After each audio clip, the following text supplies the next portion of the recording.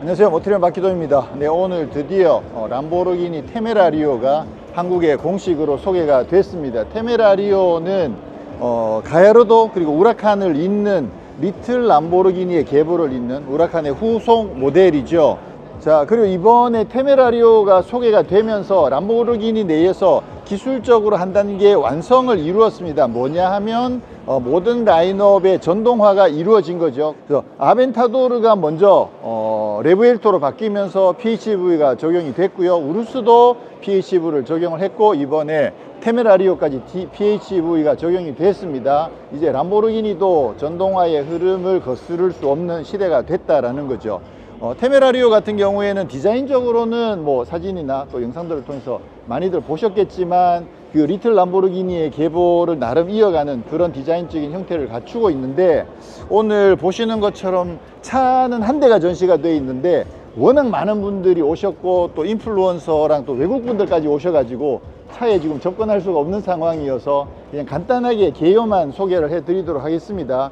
제일 궁금한 부분이 이제 파워트레인 부분인데요. PHEV가 적용됐다고 말씀드렸잖아요. 전기 모터가 3개가 되어집니다. 원래는 기존의 이 리틀 람보르기니가 10기통 엔진들을 썼잖아요. 근데 이번에 8기통으로 바꿨습니다. 왜냐하면 이제 전기 모터가 추가가 되면서 출력을 높일 수 있기 때문에. 그래서 엔진은 V8의 트윈터보 엔진을 미드십에 장착을 하고, 그리고 그 엔진 옆에 전기 모터가 하나 들어가고요. 그리고 앞바퀴에 전기 모터가 2개가 들어갑니다. 그러니까 전기 모터가 총 3개가 되는 거죠. 요게 그 슈퍼카들의 PHEV의 나름 공식 같은 게 이제 되어가고 있는 상황입니다. 그래서 8기통 터보 가솔린 엔진 같은 경우에는 최고 출력이 800마력이에요. 이게 회전수가 최대 1000rpm까지 올라갑니다. 이게 터보 엔진인데도 1000rpm까지 올라간다는 건 진짜 대단한 거거든요.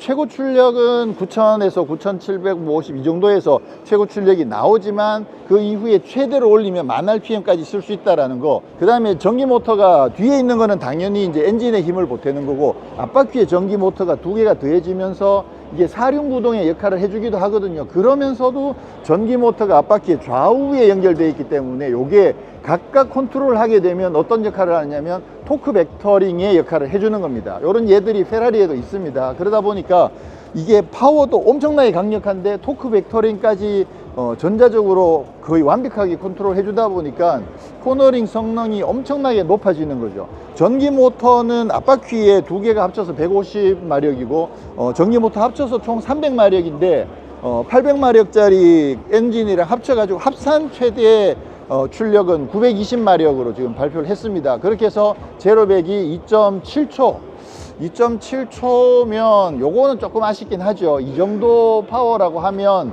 제가 봤을 때 한 2.5초까지 만들어도 되지 않을까 싶은데, 왜냐하면 그 포르쉐 911 터보 S가 2.7초가 나오거든요. 그냥 엔진만 가지고도 2.7초가 나오는데 지금 전기 모터까지 더해진 걸 생각해 보면 한 2.4초까지 만들어도 되지 않았을까, 이런 생각을 하는데 조금 아쉽긴 하지만 그래도 엄청 강력해졌습니다. 자, 그리고 리튬이온 배터리가 3.8kWh가 장착이 됐습니다. 이 배터리 용량이 사실 PHEV 치고는 굉장히 낮은 편이에요. 무슨 말씀이냐면 보통 PHEV가 요즘 성용차들, 이런 SUV들, 이런 차들이 요즘 한 15에서 18 뭐 이 정도까지 들어가거든요. 제 차 XC60 같은 경우도 배터리가 18kWh까지 들어갔었단 말이에요. 그런 거 생각해 보면 3.8kWh면 이거는 PHEV라고 하기에는 좀 많이 낮은 수준이에요. 그렇다는 얘기는 뭐냐면 여기에 있는 배터리랑 전기 모터는 전기로 주행하는 게 거의 아주 부수적인 상황이에요. 실제로 전기로만 주행할 수 있는 모드가 있긴 하거든요. 스텔스 모드라고 있긴 해요. 그렇긴 하지만 그거는 극도로 제한되고 주행할 수 있는 거리 자체도 그렇게 길지는 않고요.